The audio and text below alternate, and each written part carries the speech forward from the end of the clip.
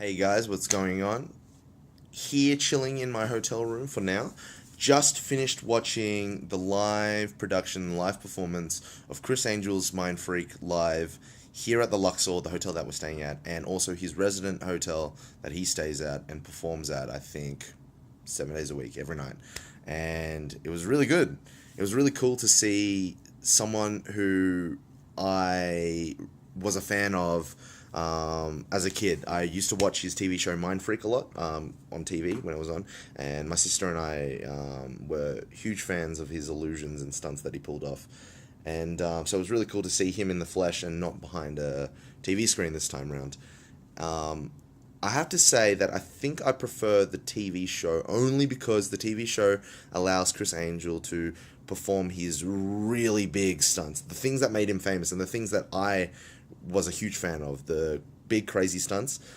He couldn't really emulate that degree on the stage due to a multitude of reasons, safety concerns and audience being involved and whatnot, this, that, and the other. So it was still a good show, though. One of my favorite tricks that he did was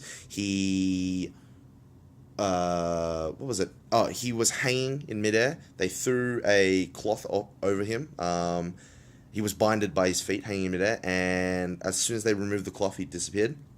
They spun a chair around on stage, which was empty to begin with, and his assistant is now sitting on that chair. And the build-up makes you assume that it's going to be Chris, but Chris is actually sitting in the middle of the audience, clapping and saying how amazing the show is, and I thought that was great. It was a really well-done illusion, and that was really cool to see.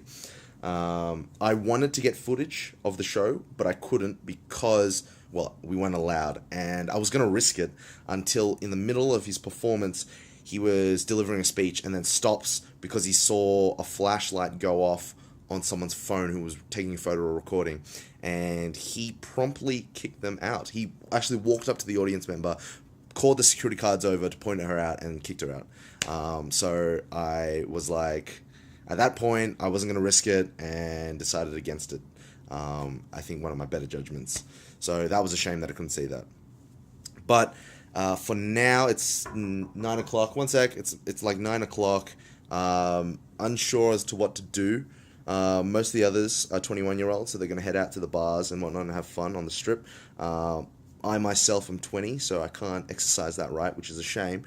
But oddly enough, one of the things I can do, open to people who are under 21. 1 second!